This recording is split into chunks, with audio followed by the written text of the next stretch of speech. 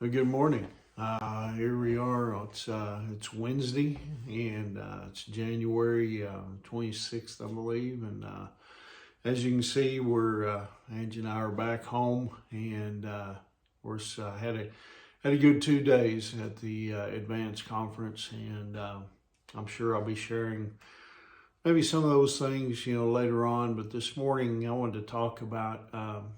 By the way, I hope you're doing well this morning. I hope you've had a good week up to this point. And anyway, this morning I wanted to talk about how we can move back to the positive when we have setbacks in our lives. Well, I think we've all had setbacks of various kinds, but in the New Testament, when you look at the life of John Mark. He had a weak start, in ministry. He was the nephew of Barnabas, and he had gone on a missionary journey, with his uncle and with the great Apostle Paul. And we don't know the particulars. We don't know what exactly happened, but for some reason, Mark changed his mind and he wanted to go home. Maybe just simply got homesick. I've been there. I can tell you a story about myself someday. But when Paul and Barnabas, they went on their next missionary journey, Barnabas, he suggested that they take Mark, with them. But you see, Paul, however, he was opposed to it adamantly. He didn't want to, take him along because of what happened on the previous trip. And so at that point, Paul took Silas with him and Barnabas took Mark with him, and they went different directions. They had a disagreement, which happens. But you see, Mark, he eventually was able to repair his relationship with Paul. Because we see in 2 Timothy chapter 4, verse 11, the apostle wrote this. He said, "Get Mark and bring him with you, for he is useful to me for ministry."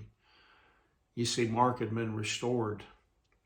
Now you add to this the fact that Mark, he was very close to Simon Peter, because Peter even referred to him as his son in 1 Peter chapter 5, verse 13. And then Mark, he ended up writing the gospel that bears his name, the Gospel of Mark. Now, actually, many people, or many believe, and many scholars believe, that the Gospel of Mark was dictated by Peter, to Mark, meaning that could be effectively called the Gospel according to Peter. Yet, you see, at the same time, Mark witnessed the ministry of Jesus. And then when an angel of the Lord, delivered Peter, from prison, the Bible tells us that Peter showed up at Mark's house, where he lived with his mother Mary. And you can find that in Acts chapter 12, verse 12. Now, Mark, he was at the epicenter of many incredibly, significant biblical events. Yes, he had a huge setback at one point, but you see, he made a recommitment, and he ended up as a bona fide gospel writer. See, that's quite a distinction. Now, you probably have had setbacks in your life. I've had, more than one. I can just tell you that right now. But maybe you've done, maybe you've done something that you regret, bailed on a commitment that you made. We all have at some point in time. Maybe had a lapse of faith. But I want you to know this morning. Listen, your setback actually can turn out to be a setup. I found that to be true in my own life. Listen, your test can become a testimony. And God has used things in my life and turned them into testimonies. I could share, for probably 30 minutes about things that have happened to me, that God used and he turned for good.